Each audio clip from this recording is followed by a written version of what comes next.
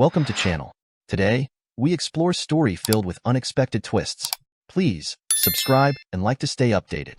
Let's begin. I'm sure married life shouldn't be that stressful, but marrying Emily proved more difficult than I could have expected.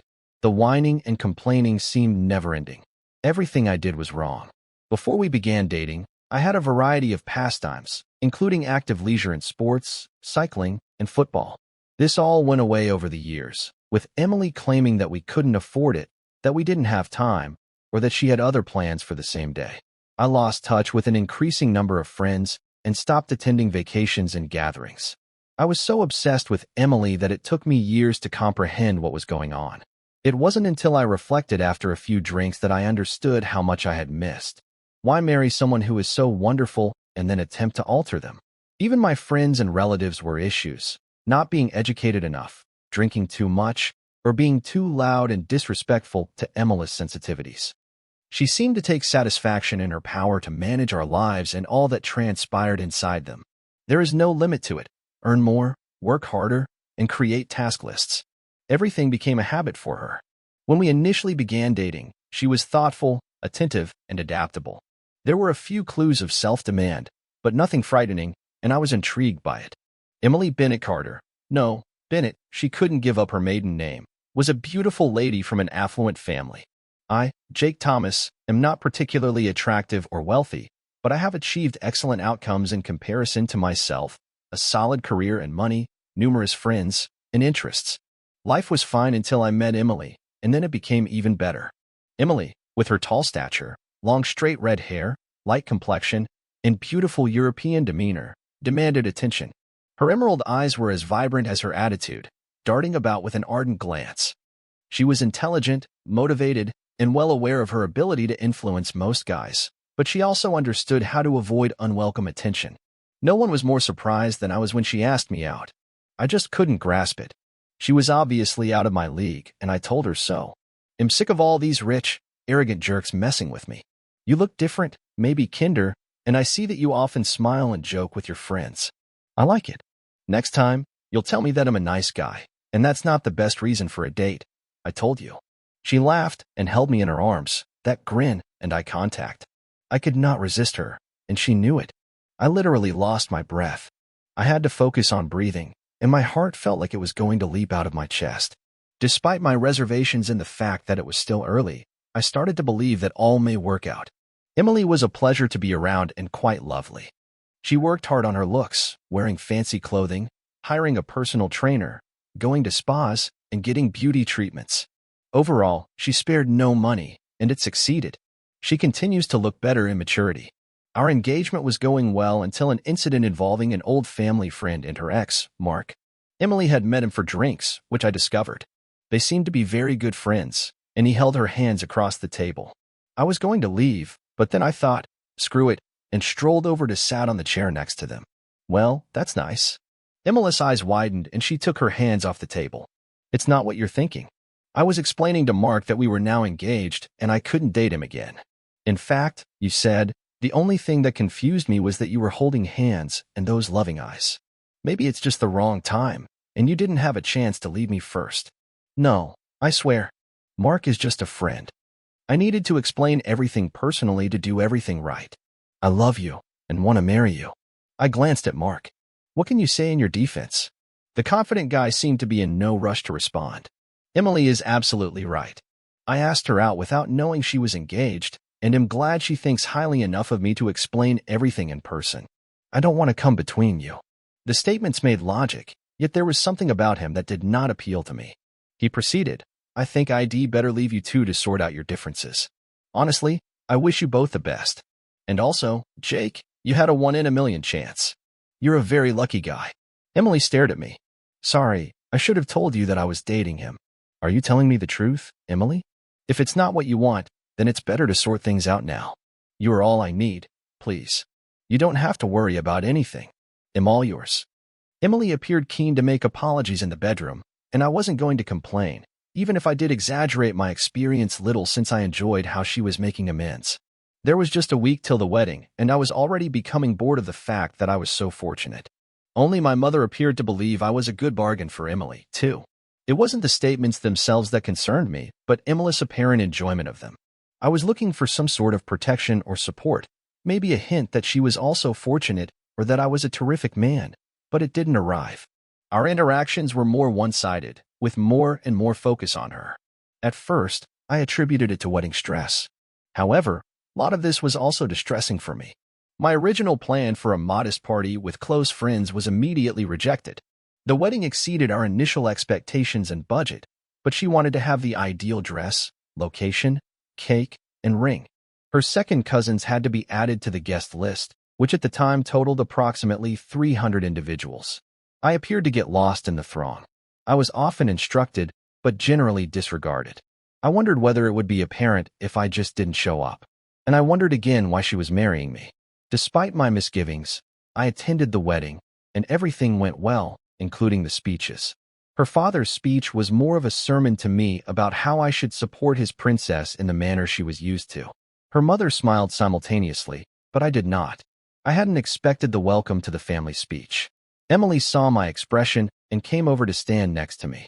And I would like to drink to the fact that our two wonderful families will be united by the love that Jake and I share. She sat back down, giving her father a nasty glare. At least I wasn't the only one who expressed disgust. The remainder of the day went without incident.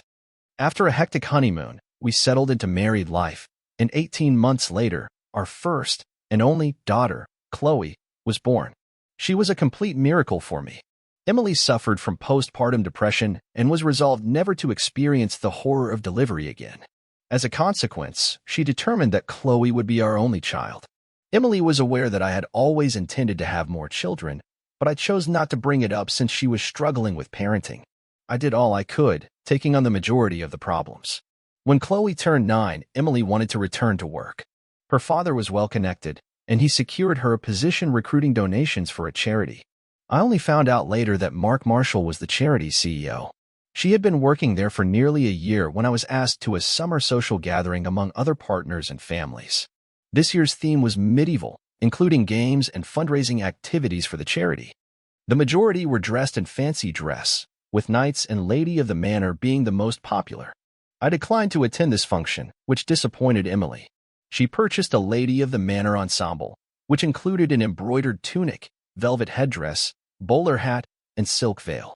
There were a variety of activities, including pretend hand-to-hand fighting with fake weapons and electrical sensors, knocking each other off logs into the lake, and archery tournaments. Mark won the simulated fencing event. Only 4 riders were competent enough to compete. They employed foam spears, which were nevertheless rather heavy, and scored numerous hits on the electronic shield sensors.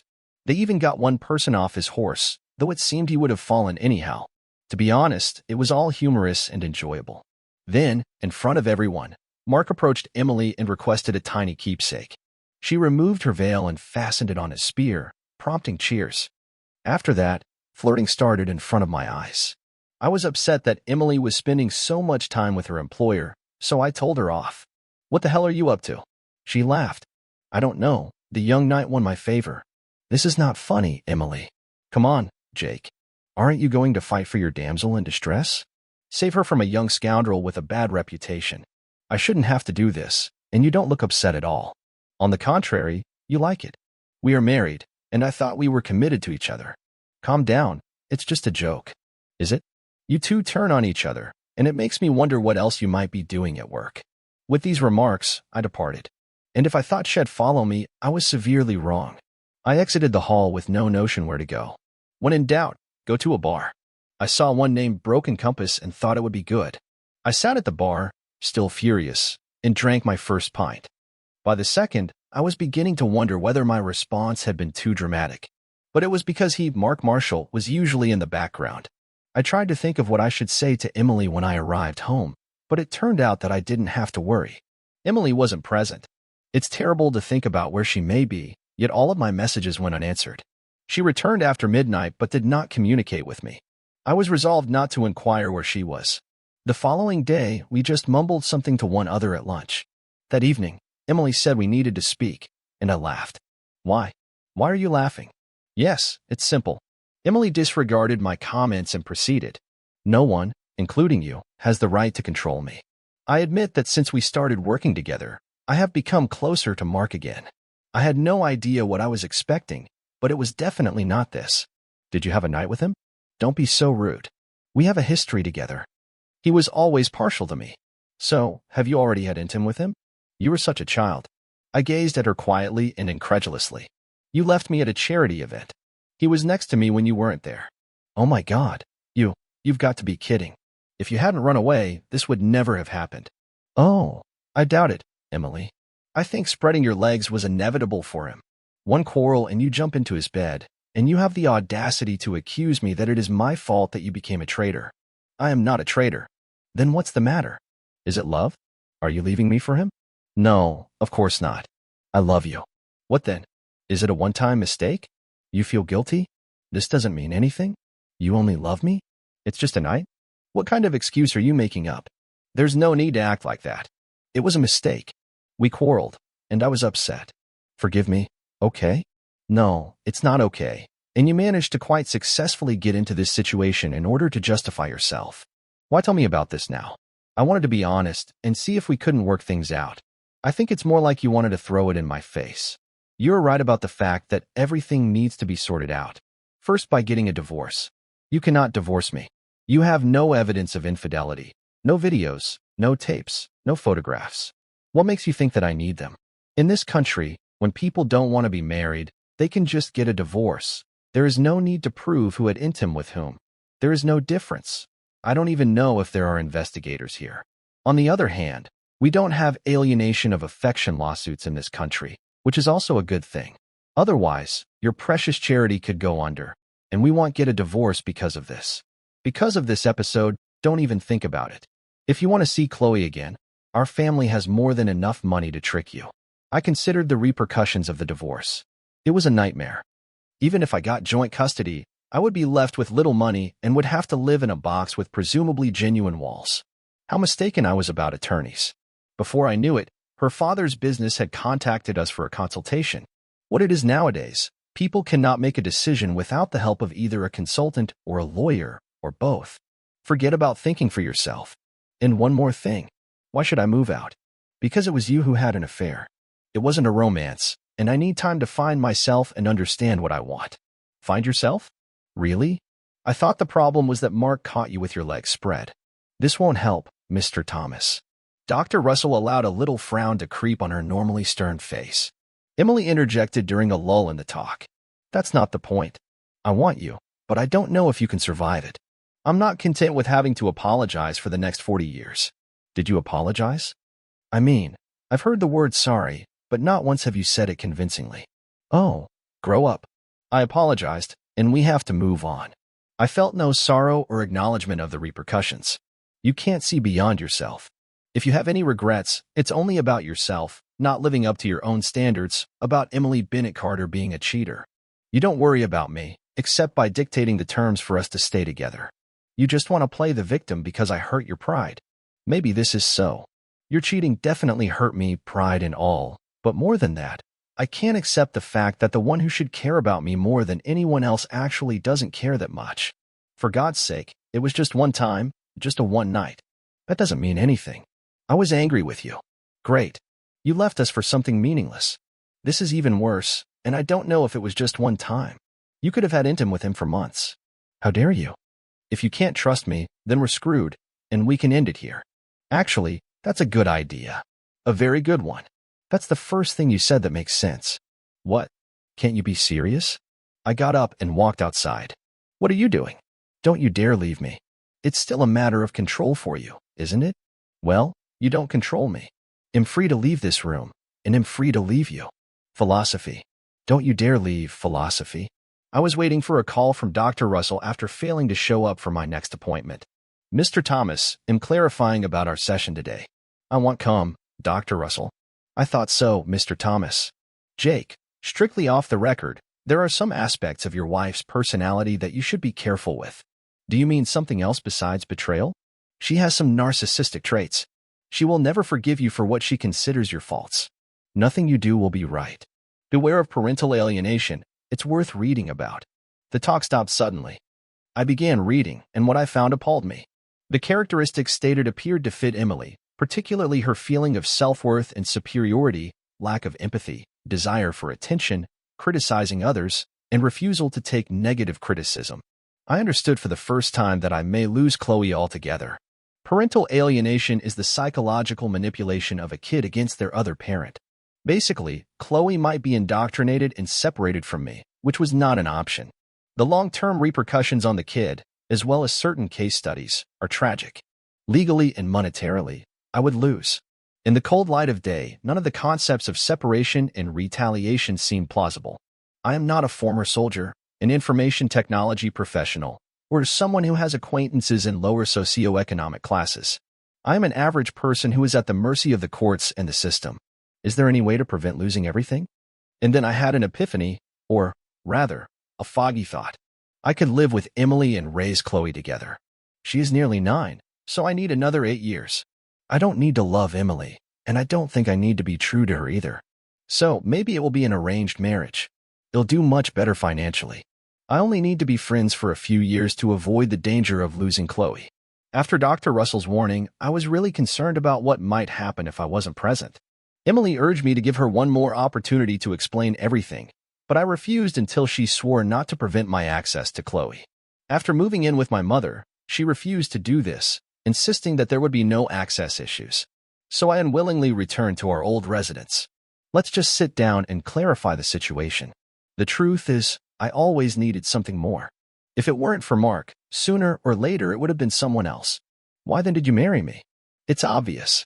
I love you, idiot. Thanks to you, I'm happy, safe, and content. I get along with people, have a lot of energy, and love attention. I need you, but I also need something else. And what you want is Mark. Not necessarily. He's not bad in bed, but I can leave him if that's what's bothering you. I know you don't like him. Of course, if you leave, in less than 30 minutes, he will be here. He has always been in love with me. Wow, now you have shown yourself in all your glory, so ruthless. Maybe you deserve each other. This doesn't have to be the end of us. Look at me. You won't find anyone better than me, and I will take care of your every need. But do you want to have intim with other guys? No need to be so rude. Talking to Mark reminded me exactly what I was missing. I would like to be more open with you, but I was afraid of losing you. It doesn't have to happen often, and I can be discreet. We both remained quiet for a long time. The ramifications of the divorce made me reflect on them. I can come back if we open our relationship. Emily was taken aback by the statement and smiled briefly. Fine, baby. I can be your hot wife if you want to be in on it. You can watch, or I can tell you all about it. Maybe it will help you understand. That's not exactly what I meant. I don't want to hear about what you're doing. I would like to swap with other couples. Why on earth would you do that when you have me? Maybe it's my innate sense of justice, but on the other hand, it will give you the extra emotion you seem to crave. She stared down at her body, softly extending her thighs under her tight skirt. But, baby, I don't want to share you. You don't need anything other than this. I knew I had to appeal to the part of her that wanted to be revered. Just imagine all the guys you can enjoy. They will be desperate to sleep with such a beauty like you. You will be the center of attention, and they will do whatever you want. I understood she enjoyed this notion more than she wanted to control me, so I stuck with my last-ditch effort. This is the only way we can stay together. And there are several other conditions. You will need to be tested for STDs before I touch you again, and any dates will strictly involve the use of protection. No non-consensual games, and to find other like-minded people, we will join a site. And one more thing, leave Mark and never meet him again. You're right, I can't stand him. Emily objected to the notion and made a fuss, even accusing me of cheating.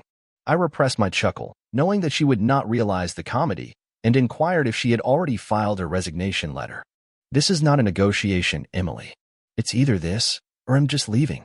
Emily grudgingly consented, knowing how insistent I was, but she had little doubt that she would find a way past me eventually.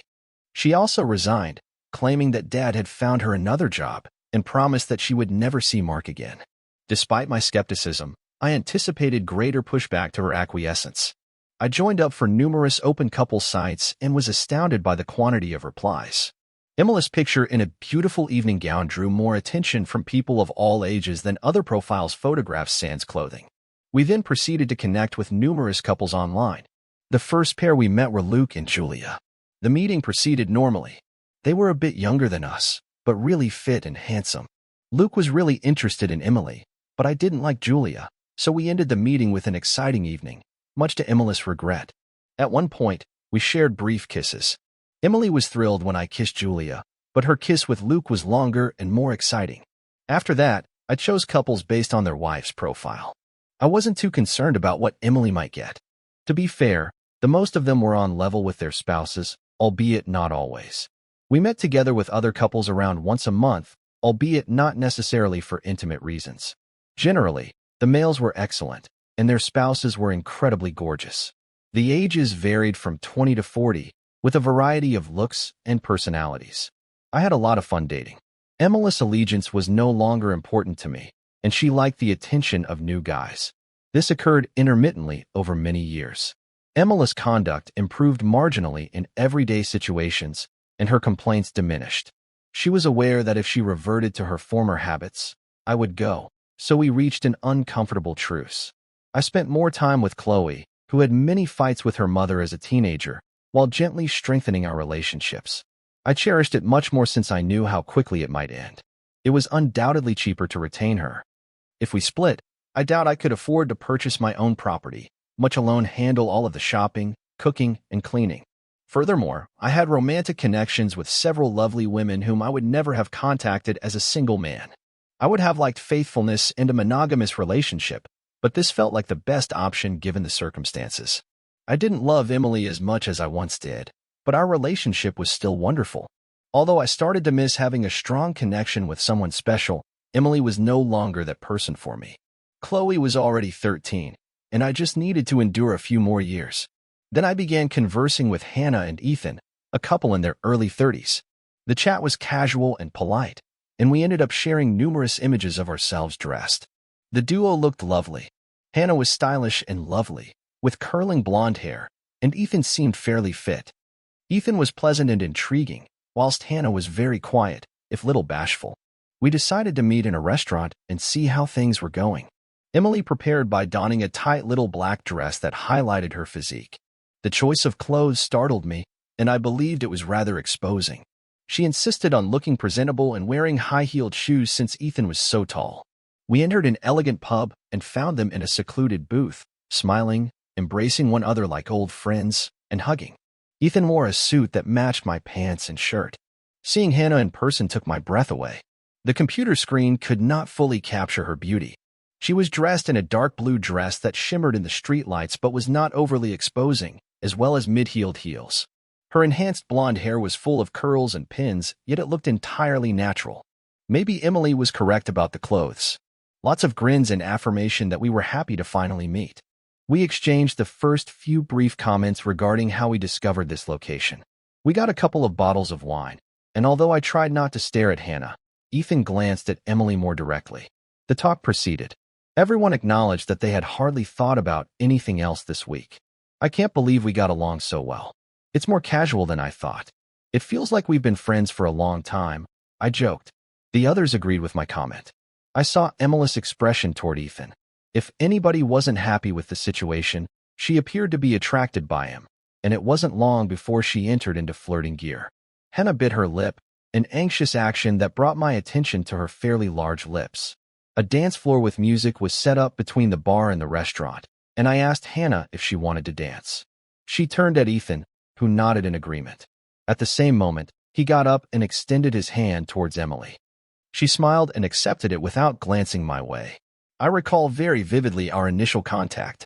When Hannah held my hand and I glanced into her eyes, my heart and groin jerked slightly. I placed my other hand around her waist. "Everything is fine, Hannah," I said. She just smiled and nodded in answer. As we started to dance gently to the music, I saw she was apprehensive, so I kept conversing. "By the way, I like your dress. It's very elegant." "Thank you," she said. "I hoped you would like it. It took me forever to choose.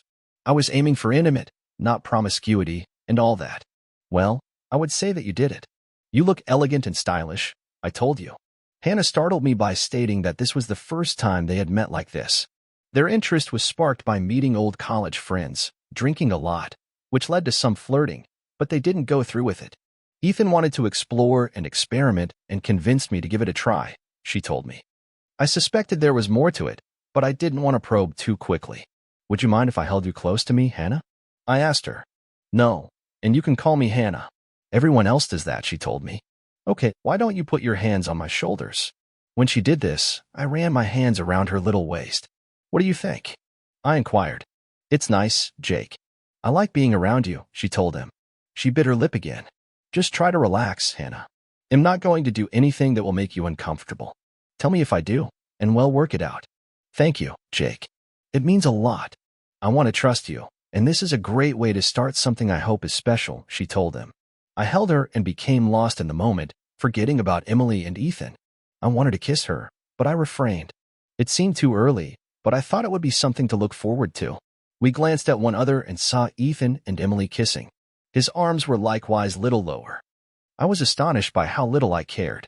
I've never felt the same way after her infidelity, and even if we could, her attitude made it impossible. Hannah glanced up at me. How do you feel seeing them kiss? She inquired. I expected to feel jealous, but no. I think it's because you're in my arms. I told you. Hannah grinned back. You're too cute. This is probably what worried me the most all week. I never doubted that I liked you, but I thought that jealousy could become insurmountable. But it did not. It's like a regular date, which is what I like, but with an extra twist of excitement. More than just exciting for me. It's the same. I don't mind because we're together. I drew her closer to me, savoring the intimacy of her body, and allowed my hands fall to the back of her thighs, avoiding grasping her fifth spot. Ethan and Emily crept closer to us as we continued to nearly dance, feeling her chest hit my heart. Are you guys okay? Ethan inquired. Yes, everything is fine. You guys are a great couple, I told you. Ethan's statement made me feel proud for some reason. I really like that we were called a couple, Hannah replied, turning to face me. I couldn't agree more. I think so, too, she responded. We sat back in the booth as Ethan and Emily continued to dance. I leaned in to talk to Hannah above the music, our faces naturally close. She leaned over and gave me a delicate kiss on the lips. Her lips were very gentle, and her scent was intoxicating. The mood was electrifying. Wow, this is so unusual. Thank you. I'm serious. There's no rush. We can move at the pace that suits you. We don't have to follow them. I know. We'll just do our own thing, I said. We glanced at one another and saw Emily staring at us and Ethan exclaiming, wow. Hannah flushed and pressed her face into my chest. I heard her murmur, looks like they saw everything, I added. Probably yes. We were a little late. Do you feel awkward because of this? Hannah inquired. No. And you?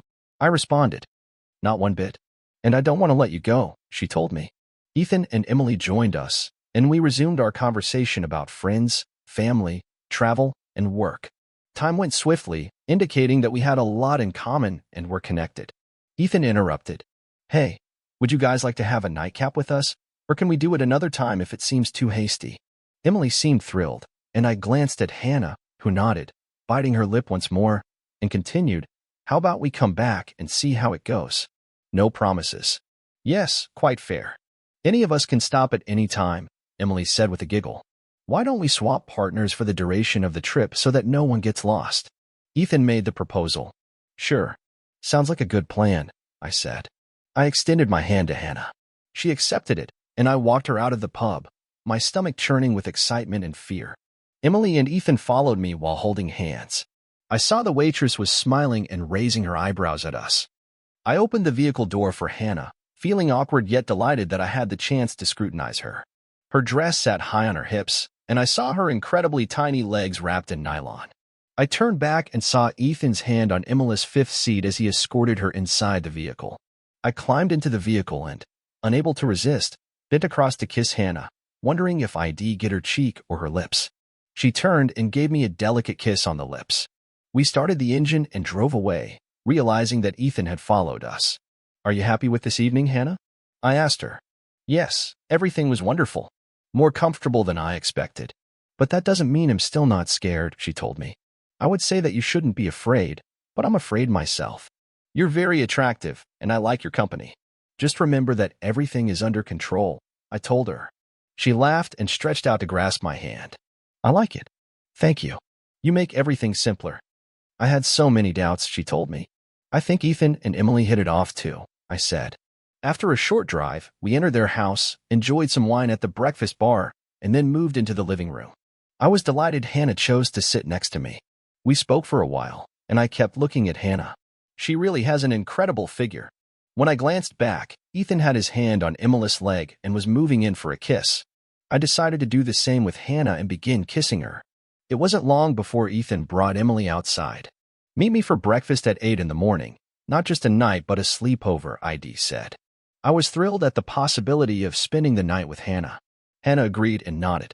I kept kissing her, unable to stop. She then started to have severe nervousness. "You are, of course, a good guy, but I'm not sure I can do this," she said. "It's okay, Hannah. You should be absolutely comfortable with what we're doing, and you should be sure that this is exactly what you want," I told her. Then we heard the unmistakable sound of the bed creaking upstairs and understood what it meant. Hannah took a big breath, rose up, extended her hand, and escorted me upstairs. As we passed by one of the bedrooms, I heard Emily make a squeak. Hannah took me into the bedroom, which was obviously the master bedroom. She carefully unzipped the back of her dress and let it fall. I was fascinated. She looked stunning in her black high heels, blue translucent bra, and thong. Her skin was taut and absolutely porcelain. I remembered to shut my lips so that the stare would be less visible. I said, "Do you like what you see?" She joked, "I more than like it. You are stunning," I said. "Well, it looks like I got your attention. Now it's your turn," she told me. I tried to be calm and bold, but I felt hurried and embarrassed, and it only took a few seconds to strip. Hannah looked me up and down, and I felt myself blushing. That's very nice. Looks like you'll get a better deal," she quips. I was overjoyed by this comment and walked up to kiss her. The timid housewife turned out to be a gorgeous diva, and I wanted more and more. Breakfast developed into a casual discussion. After the ice was broken, we shared ideas without getting into too much depth. Emily and Ethan seemed to be enjoying themselves, so we arranged to meet again in 6 months. I continued to meet with Ethan and Hannah and truly loved each one. Emily began wondering whether I had emotions for Hannah. I disputed it, claiming it was only a coincidence. Finally, Ethan informed us that they would no longer date us because he believed Hannah and I were too close. I didn't argue, acknowledging to myself that I had fallen in love and that, if possible, I would swap places with Emily in an instant. Unfortunately, that's where it stopped. After 4 months since our previous encounter, Emily unexpectedly announced that Ethan and Hannah had asked us to a party. Apparently, it was a party hosted by a couple they met online. They weren't sure about it and wanted to bring pals in case it became too crowded. We didn't like parties, so we decided to only swap with other couples. No orgies, groups, or singles. But I wanted to see Hannah again, so I decided to go. I explained to Emily, and she was quite intrigued in the concept, saying she was wondering about what such gatherings involved and how they may lead to new chances. I was pleasantly delighted when we entered the hangout, which was a spacious and isolated private residence. The gathering was informal, with beverages and a meet and greet. The proprietors introduced us to several of their regulars. They all seemed like kind folks, but there was no indication of Ethan or Hannah. Emily began hanging out with a man called Blake. He was young and gorgeous, and she seemed to like him. They entered the pub, and I spoke with the proprietors and was introduced to another couple. Emily returned after around 20 or 30 minutes and said that she was going upstairs to get to know Blake better. Wait a second. This is not part of our agreement. Remember, he is single, and we only exchange with couples, I said to her. But it's a party. Hell no. We still stick to our boundaries, I insisted. I could see she was angry and wondering if she couldn't simply go, but then I saw her shaking her head slightly at her future boyfriend across the room. By the time Ethan and Hannah arrived, she had calmed down somewhat. Hannah was wearing a really exposing dress, short and low-cut. She looked magnificent, but she was clearly uncomfortable. Ethan was as boisterous as always, but Hannah was gloomy and embarrassed. I concluded that this was not going to be a gathering I would enjoy. Ethan quickly escorted Emily back to the bar, leaving Hannah and me behind. We spoke, but she seemed focused, and the discussion was forced, missing the warmth of our earlier encounters. Would you like to go away, just go for a ride without any obligations, maybe get some fresh air? ID said. She seemed relieved and then broke into tears. I attempted to calm her down by asking what occurred. Ethan wants me to try a special kind of intim, with a few guys. I don't want this, but Ethan is very insistent on it and insists that we come to the party. I only agreed when Ethan said you would be here. I knew that you wouldn't want me to do anything that made me uncomfortable. Wait, this doesn't make sense. Why would Ethan invite me knowing that I would refuse? I thought. I was confused. It dawned on both of us simultaneously. Hannah spoke first. Maybe he had something planned for Emily. They were texting to agree. We went searching for them, but they were not at the pub. I looked to Hannah and shook my head. Looking at my watch, I realized it had been at least 45 minutes since they departed together. I raced up the stairs and was already heading down the hallway when Emily stumbled out of the bedroom door, attempting to adjust her dress. We almost collided. The door was open, and I saw Ethan and another guy inside. At least she had the courtesy to seem ashamed. I glared at her in wrath. Is this my fault, too, Emily? I asked. This is my body, and I will do whatever I want with it. Don't be shy about leaving. But I'm staying, she told him. I turned on my heels, walked by Hannah on the steps, and went for the exit. I heard heels clicking behind me as I proceeded down the stairs and across the tiled corridor. I turned to tell Emily where she may go, but instead I saw Hannah gazing back at me. She was in a panic, her eyes wide. Can I go with you? She inquired. I glanced up at the landing to see a third guy enter the bedroom Emily had just left. I nodded at Hannah and turned to go. The journey was peaceful. We chatted briefly about what we were going to do and concluded that both Ethan and Emily were narcissists. In my instance, I assumed Emily would always want to win and would reject any attempt at balance in our relationship. Hannah's criticism was more frank. Ethan is just a jerk, she said. This made me giggle because it was the level of personal analysis that I could grasp without the need for a consultant. Can I take you home? I'm not very fond of company, I told you. Only if everything is fine with you alone and if you take me to my mother. I don't want to see Ethan anytime soon, Shed asked. I left her with a promise to remain in contact and went home alone, intensely conscious of the solitude and darkness. Emily came home the next day. I wasn't sure whether she would attempt to fight or apologize. Don't even worry, Emily. It's all over between us, I told her. Why? It's just a night. Be calm. We've done it with dozens of people. What's the difference? I've had enough. 3 guys all night long. You seem to be saying that you can always get more. By the way, you were right about this. You are attractive. Many men want you. You won. Congratulations. She responded, obviously unable to conceal her grin. Sorry. I was upset because you ruined my fun with Blake, she told me. Nonsense. You and Ethan arranged everything. Used Hannah to distract me while you both got what you wanted. It's always the same with you. You're like a spoiled child, and it is never enough. You need to go to the clinic and get checked. I won't touch you again, I said. Emily didn't take my departure very well. She began haunting me and wouldn't let me see Chloe. She attempted to push her way into my parents' home, where I was staying, and yelled about how I was mistreating her. I attempted to kick her out without using force. Fortunately, my mother showed no restraint. She smacked her and tossed her out, saying, You need help, Emily. I'm not sure you're healthy. Emily responded to this comment with another torrent of obscenities.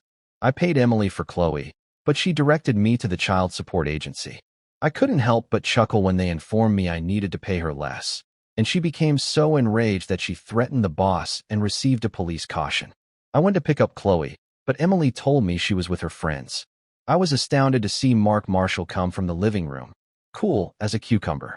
What the heck? I yelled. Like I said, if you leave me, Mark will be here. And here he is. Soon, he will take me upstairs again, Emily replied matter-of-factly. I glanced to Mark, who had a smug expression on his face. I was about to knock the snot out of him when I recalled Dr. Russell's admonition from many years ago. Perhaps it is a setup, a trap. Emily despised losing at anything, and if I were convicted for assault, Emily would retain Chloe, just like everything else.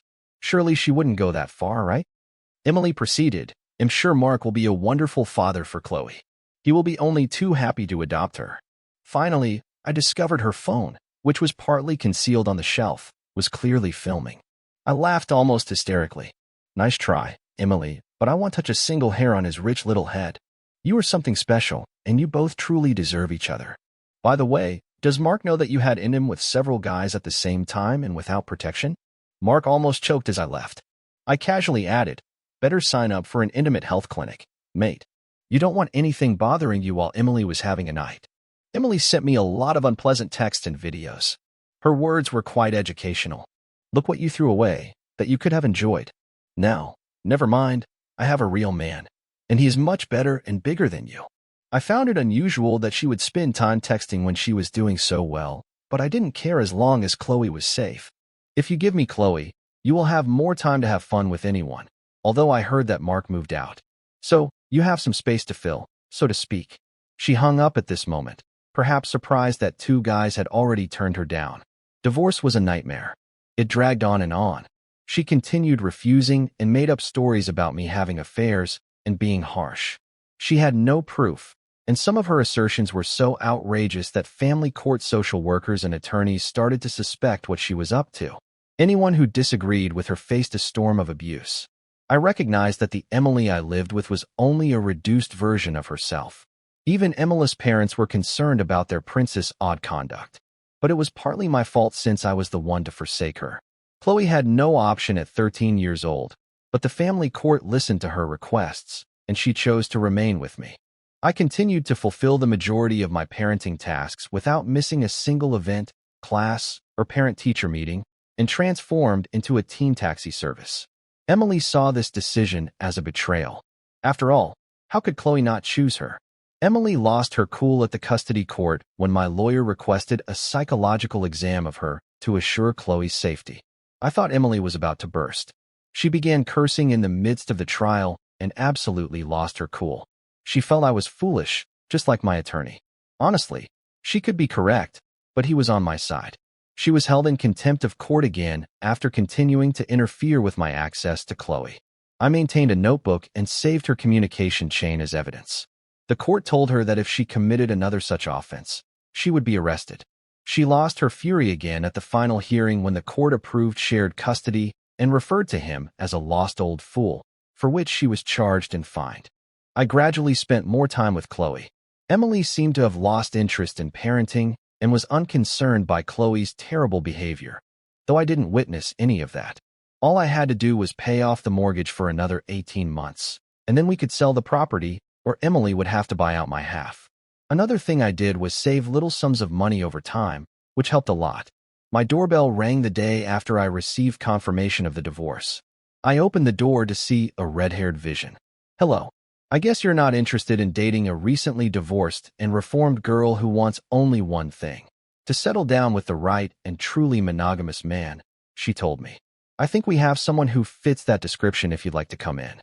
The fact was that I kept in contact with Hannah, and we supported one another throughout our divorces. Ethan seemed to be on the same road as Emily, frequently asking for forgiveness before returning to his prior actions. I didn't see Emily much after that, save for a quick cameo at Chloe's 16th birthday. I assumed that after such a lengthy absence, we could have a normal talk. "I would consider coming back to you, Jake, if you begged. You know that I am the best thing you ever had, and don't even try to say that you don't miss me." As I laughed, I responded, "You're right, Emily. It would be completely pointless to tell you otherwise." The next time I saw her, we were at the train, seeing Chloe off to university. I was there with Hannah. As the train drew away, Emily said to her, "I could take him away from you if I really wanted to, but I like all the other men too much, and his pride can't handle it." Hannah smiled softly. "Oh, darling, you really are very bitter and completely out of touch with reality, aren't you?" Hannah turned to take my hand, and we walked away from the site. Chloe returned to me and Hannah during the holidays, owing in part to my care for my stepbrother. We lived happily ever after. Thank you for watching. What do you think? Could the main character have handled the situation differently, or was their attitude the best option to protect themselves and their child? Please share your ideas in the comments below, and don't forget to like and subscribe for more tales.